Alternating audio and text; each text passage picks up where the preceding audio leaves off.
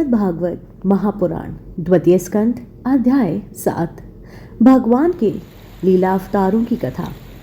ब्रह्मा जी कहते हैं, अनंत भगवान ने प्रलय के जल में डूबी हुई पृथ्वी का उद्धार करने के लिए समस्त यज्ञ में वराह शरीर ग्रहण किया था। आदित्य हिरण्याकक्ष जल के अंदर ही लड़ने के लिए उनके सामने आया। जैसे इंद्र ने अपने व्रज से पर्वतों के पंख काट डाले थे, वैसे ही वराह भगवान ने अपनी दाढ़ों से उनके टुकड़े टुकड़े कर दिए।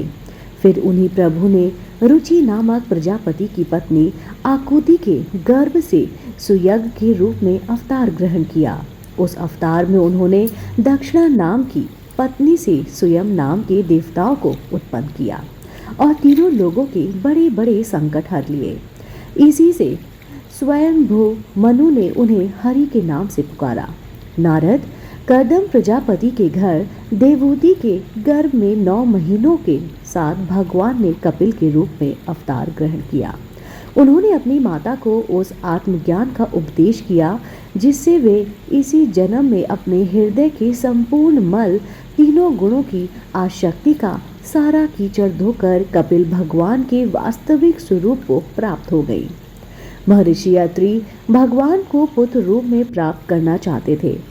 उन पर प्रसन्न होकर भगवान ने उनसे एक दिन कहा कि मैंने अपने आप को तुम्हें दे दिया। इसी से अवतार लेने पर भगवान का नाम दंत पड़ा।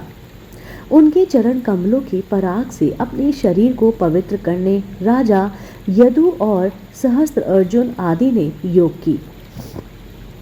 भोग और मोक्ष दोनों ही सिद्धियां प्राप्त की। नारद, सृष्टि के प्रारंभ में मैंने विधिवत लोगों को रचने की इच्छा से तपस्या की। मेरे इस अखंड तप से प्रसन्न होकर उन्होंने तप अर्थ वाले सन नाम से युक्त होकर सनंद, सनंदन, सनातन और सनंत कुमार के रूप में अवतार ग्रहण किया।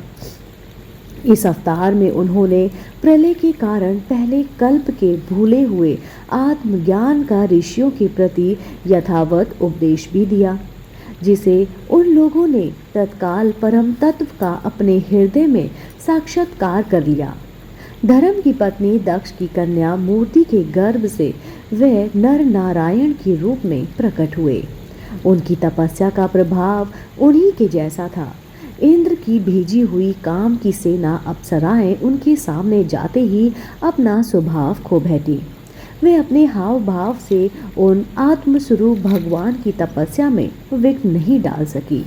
नारद, शंकर आदि महानुभाव अपनी रोष भरी दृष्टि से कामदेव को जला देते हैं, परंतु अपने आप को जलाने वाले असह्य क्रोध को वे नहीं जला पाते।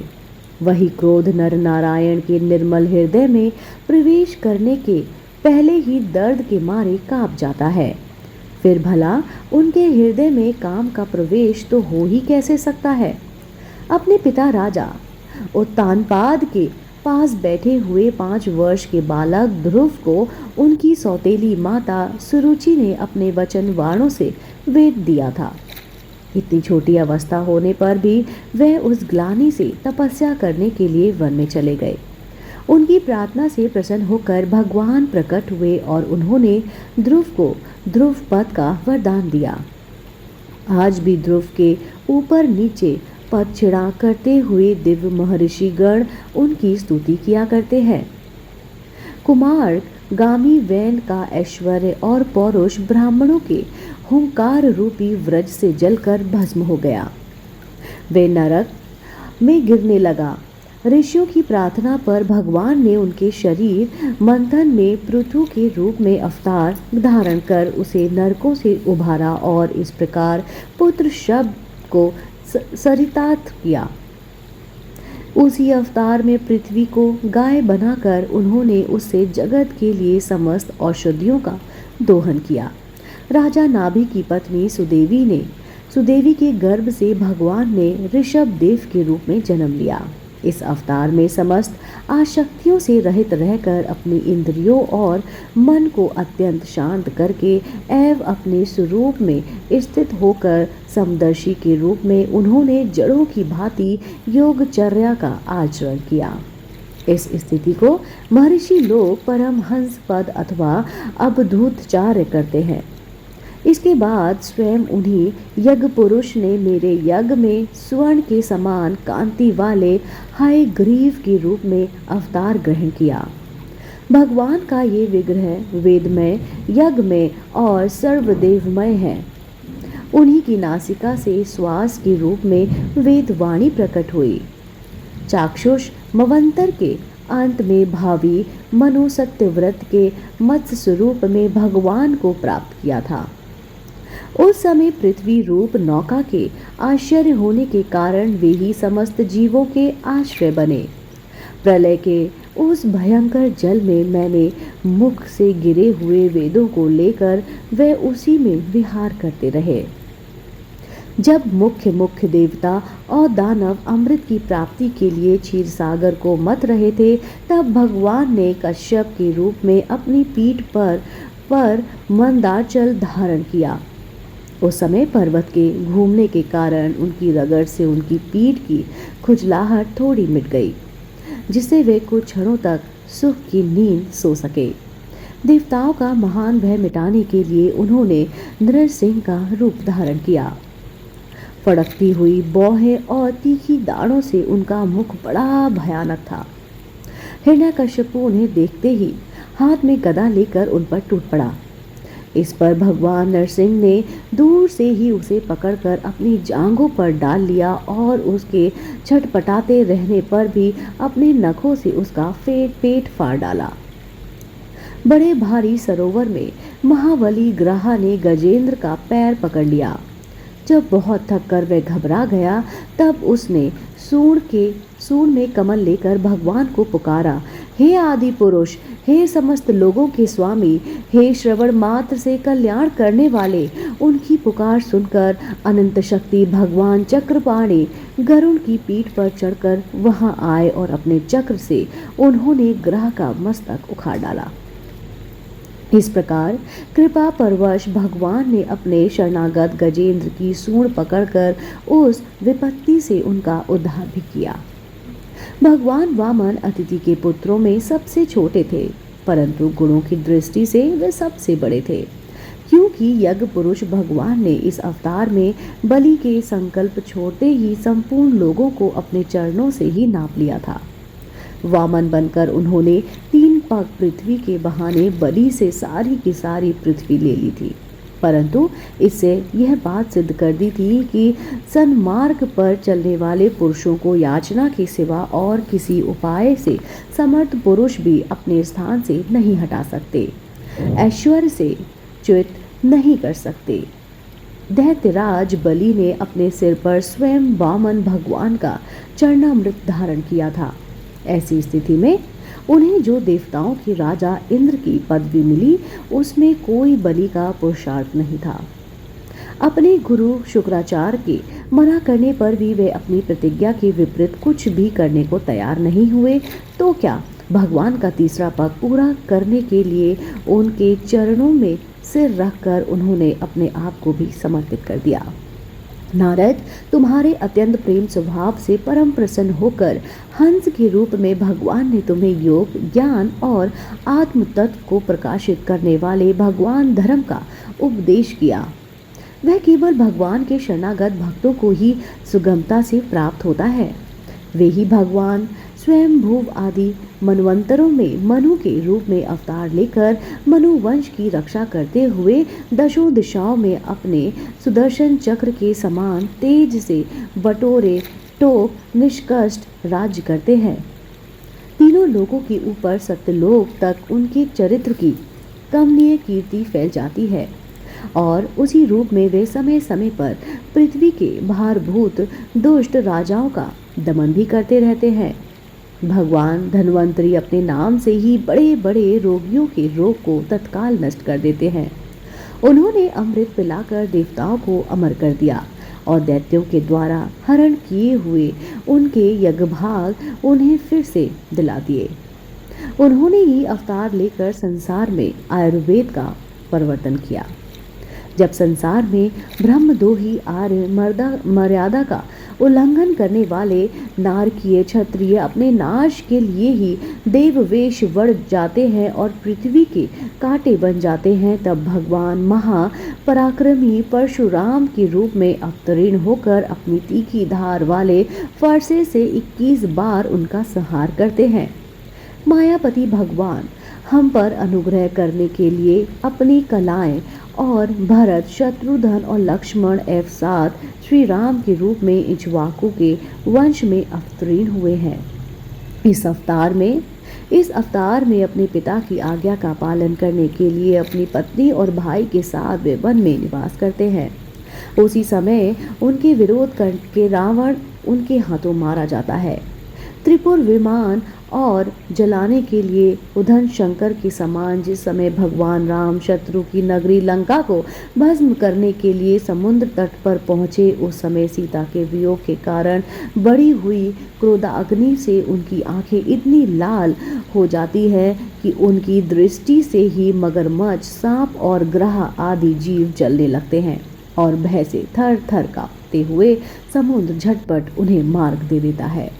जब रावण की कठोर छाती से टकराकर इंद्र के वाहन ऐरावत के दांत चूर चूर होकर चारों ओर फैल गए थे, जिससे दिशाएं सफेद हो गई थी, तब दिग्विजय रावण घमंड से फूलकर हंसने लगा था।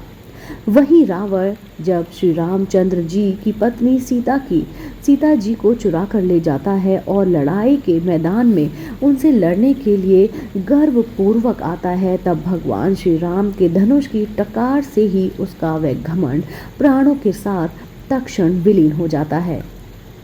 जिस समय झुंड के झुंड दैत्य पृथ्वी को रौंद डालते हैं, उस समय उनका भार उतारने के लिए भगवान अपने सफेद और काले केश से बलराम और श्री कृष्ण के रूप में अवतार ग्रहण करेंगे। वे अपनी महिमा को प्रकट करने वाले इतने अद्भुत चरित्र करेंगे कि संसार के मनुष्य उनकी लीलाओं का रहस्य बिल्कुल नहीं समझ सकेंगे।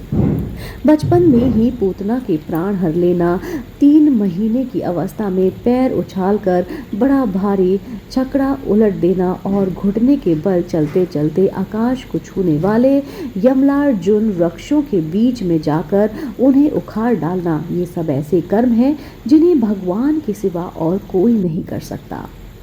जब कालिया नाग के विष से दूषित हुआ यमुना का जल पीकर बछड़े और गोप बालक मर जाएंगे, तब वे अपनी सुधामयी कृपा दृष्टि की वर्षा से ही उन्हें जीवित कर देंगे और यमुना जल शुद्ध करने के लिए वह उनमें विहार करेंगे। तब विष की शक्ति से जीभ लपलपलाते हुए कालिया नाग को वहां से निकाल देंगे। उसी दिन रात को जब सब लोग वहीं यमुना तट पर सो जाएंगे और दाविग्नि से आसपास का मूंज का वन चारों ओर से जलने लगेगा, तब बलराम जी के साथ वे प्राण संकट में पड़े हुए ब्रजवासियों को अपनी आंखें बंद कराकर उस अग्नि से बचा लेंगे। उनकी यह लीला भी अलौकिक ही होगी। उनकी शक्ति वास्तव में अत्यचित है। उनकी माता उन्हें बांधने के लिए जो जो रस्सी लाएगी वह उसके अंदर में पूरी नहीं पड़ पाएगी। 2 उंगली छोटी ही रह जाएगी तथा जमाई लेते समय श्री कृष्ण के मुंह में 14 भुवन देखकर पहले तो यशोदा भयभीत हो जाएंगी, परंतु फिर से संभल जाएंगी। वे नंद बाबा को अजगर के भय से और वरुण के पाश से छुड़ाएंगे। मैं दानव का पुत्र व्योमासुर जब गोपाल बालों को पहाड़ की गुफाओं में बंद कर देगा, तब वह उन्हें भी वहां से बचा लाएंगे। गोकुल के लोगों को जो दिन भर तो काम धंधों में व्याकुल रहते हैं और रात को अत्यधिक थक कर सो जाते हैं, साधनहीन होने पर भी वे अपने परम धाम में ले जाएंगे। निष्पाप नारद जब श्री कृष्ण की सलाह से गोप लोग इंद्र का यज्ञ बंद करेंगे, तब इंद्र ब्रजभूमि का नाश करने के लिए चारों ओर से मूसलाधार वर्षा करेंगे। उसे उनकी तथा उनके पशुओं की रक्षा करने के लिए भगवान कृपावंश हो 7 वर्ष की अवस्था में ही 7 दिनों तक गोवर्धन पर्वत को एक ही हाथ से छत्र पुष्प की तरह खेल खेल में ही धारण कर लेंगे। वृंदावन में विहार करते हुए रास करने की इच्छा से वे रात के समय जब चंद्रमा की उज्जवल चांदनी चारों ओर छिटक रही होगी, अपनी बांसुरी पर मधुर संगीत की लंबी तान छेड़ेंगे। उससे प्रेम विवश होकर आई हुई गोपियों को जब कुबेर का सेवक शंखचूर्ण हरण कर लेगा, तब वे उनका सिर उतार लेंगे। और भी बहुत सी प्रबलवासुर, धेनुकासुर, वकासुर, केशी, अरिष्टासुर आदि दैत्य, चारुण आदि पहलवान, कुंभलय या पिंड हाथी, कंस, कालिवन, भौमासुर, मिथ्या, वासुदेव, शाल्व द्वितीय, वानर, वल्भ, दंतवक्त्र राजा, नग्नजीत के साथ बैल, शंबरासुर, विदुर और रुक्मी आदि तथा काम्बोज, मत्स्य, कुरु के कय और कृष्ण यानी कि सृजन आदि देशों के राजा लोग एवं जो भी योद्धा धनुष धारण करने के लिए युद्ध के मैदान में सामने आएगा, वह सब बलराम, भीमसेन और अर्जुन आदि नामों की आड़ से स्वयं भगवान के द्वारा मारे जाकर उन्हीं के धाम में चले जाएगा। समय के फेर से लोगों की समझ कम हो जाती है, आयु भी कम होने लगती है। उस समय जब भगवान देखते हैं कि अब ये लोग मेरे तत्व को बतलाने वाली वेदवाणी को समझने में असमर्थ होते जा रहे हैं, तब प्रत्येक कल्प में सत्यवती के गर्भ से व्यास के रूप में प्रकट होकर वह वेद रूपी वृक्ष का विभिन्न शाखाओं के रूप में विभाजन कर देते हैं। देवताओं के शत्रु दैत्य लोग भी वेद मार्ग का सहारा लेकर मैं दानव के बनाए हुए अदृश्य वेग वाले नहरों में रहकर लोगों का सत्यानाश करने लगेंगे। तब भगवान लोगों की बुद्धि में मोह और अत्यंत लोभ उत्पन्न करने वाला वेश धारण करके बुद्धि के रूप में बहुत से उपधर्मों का उपदेश करेंगे।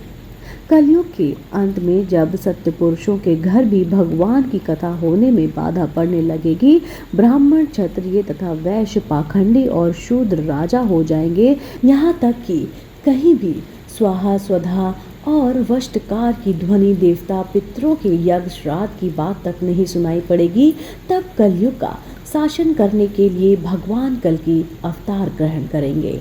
जब संसार की रचना का समय होता है, तब तपस्या, 9 प्रजापति, मरीचि आदि ऋषि और मेरे रूप में जब सृष्टि की रक्षा का समय होता है, तब धर्म, विष्णु, मनु देवता और राजाओं के रूप में तथा जब सृष्टि के प्रलय का समय होता है, तब अधर्म, रुद्र तथा क्रोधवन नाम के सर्प एवं दैत्य आदि के रूप में सर्वशक्तिमान भगवान की माया विभूतियां ही प्रकट होती हैं। अपनी प्रतिभा के बल से पृथ्वी के एक एक धूलिकण को गिन चुकाने पर भी जगत में ऐसा कौन पुरुष है जो भगवान की शक्तियों की गणना कर सके।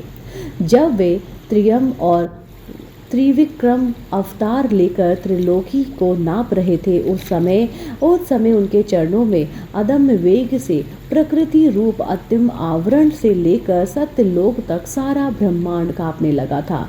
तब उन्होंने ही अपनी शक्ति से उसे स्थिर कर दिया था। समस्त सृष्टि की रचना और संहार करने वाली माया उनकी एक शक्ति है। ऐसी ऐसी अनंत शक्तियों के आश्रय उनके स्वरूप को ना जानता हूँ और मैं जानता हूँ, और ना वे तुम्हारे बड़े भाई सनकादिक ही, फिर दूसरे का तो क्या ही कहना। आदि वेद भगवान शेष सहस्त्र मुख से उनके गुणों का ज्ञान और गायन करते आ रहे हैं, परंतु वे अब भी उनके अंत की कल्पना नहीं कर सके। जो निष्पट भाव से अपना सर्वस्व और अपने आप को भी उनके चरण कमलों में निछावर कर देते हैं, उन पर वे अनंत भगवान स्वयं ही अपनी ओर से दया करते हैं और उनकी दया के पात्र ही उनकी दुरुस्त माया का स्वरूप जानते हैं और उनके पार जा सकते हैं। वास्तव में ऐसे पुरुष ही कुत्ते और सियारों के कलेवा रूप अपने और पुत्रादि के शरीर में यह मैं हूँ और यह मेरा है ऐसा भाव नहीं करते। प्यारे नारद, परम पुरुष की उस योग माया को मैं जानता हूँ तथा तुम लोग भगवान शंकर और प्रहलाद, शतरूपा, मनु, मनुपुत्र, प्रियव्रत आदि प्राचीन बर्मी, ऋषुम और ध्रुव भी जानते हैं। इसके सिवा इक्ष्वाकु, पुरुरवा, मुचु, कुंदु, जनक, गांधी, रघु, अमरपीत, सगर, गय, भयाति, अयाति आदि तथा मंधाता, अकर्त, शतधावा, दिलीप, सौरभी, उत्तरा, शिभी, नली, देवता, सरस्वत, उद्धव, पराशर, अष्ट, विदुर और श्रुतदेव आदि महात्मा भी जानते हैं, जिन्हें भगवान के प्रेमी भक्तों का सा स्वभाव बनाने की शिक्षा मिली है। वे स्त्री, शूद्र, हूढ़, भील और पाप के कारण पशु पक्षी आदि योनियों में रहने वाले भी भगवान की माया का रहस्य जान जाते हैं और इस संसार सागर से सदा के लिए पार हो जाते हैं। फिर जो लोग वैदिक सदाचार का पालन करते हैं, उनके संबंध में तो कहना ही क्या है। परमात्मा का वास्तविक स्वरूप एक रस, शांत, अभय और केवल ज्ञान स्वरूप है। ना उसमें माया का मल है और ना तो उसके द्वारा रची हुई विषमताएं ही हैं। वह सत और असत दोनों से परे है। किसी भी वैदिक या अलौकिक शब्द की वहां तक पहुंच नहीं है। अनेक प्रकार के साधनों से संपन्न होने वाले कर्मों का फल भी वहां तक नहीं पहुंच सकता। और क्या, स्वयं माया भी उनके सामने नहीं जा पाती, लजा कर भाग खड़ी होती है। परम पुरुष भगवान का वही परम पद है। महात्मा लोग उसी शोक रहित अनंत अनंत स्वरूप ब्राह्मण के रूप को साक्षात्कार करते हैं। संयमशील पुरुष उसी में अपने मन को समाहित करने की स्थिति हो जाती है। जैसे इंद्र स्वयं मेघ रूप से विद्यमान होने के कारण जल के लिए कुआं खोदने की कुदाल नहीं रखते, वैसे ही वे वेद और भेद दूर करने वाले ज्ञान साधकों को भी छोड़ देते हैं। समस्त कर्मों के फल भी भगवान ही देते हैं, क्योंकि मनुष्य अपने स्वभाव के अनुसार जो भी शुभ कर्म करता है वह सब उन्हीं की प्रेरणा से होता है। इस शरीर में रहने वाले पंचभूतों के अलग अलग हो जाने पर जब ये शरीर नष्ट हो जाता है, तब भी इसमें रहने वाला अजन्मा पुरुष आकाश के समान नष्ट हो जाता है। बेटा नारद, संकल्प में विश्व की रचना करने वाले संपन्न श्री हरि का मैंने तुम्हारे समक्ष वर्णन किया है। जो कुछ कार्य कारण अथवा भाव अभाव है, वह सब भगवान से भिन्न नहीं है। फिर भी भगवान तो इससे पृथक भी है। भगवान ने मुझे जो उपदेश दिया था वह यही भागवत है। इसमें भगवान की विभूतियों का संक्षिप्त वर्णन है। तुम इसका विस्तार करो। जिस प्रकार सबके आश्रय और सर्वस्वरूप भगवान श्री हरि में लोगों की प्रेममयी भक्ति हो, ऐसा निश्चय करके इसका वर्णन करो। जो पुरुष भगवान की अचित्त शक्ति माया का वर्णन या दूसरे के द्वारा किए हुए वर्णन का अनुमोदन करते हैं अथवा श्रद्धा के साथ नित्य श्रवण करते हैं, उनका चित्त माया से कभी मोहित नहीं होता है। इसी के साथ श्रीमद् भागवत महापुराण द्वितीय स्कंद अध्याय 7 यहीं पर समाप्त होता है।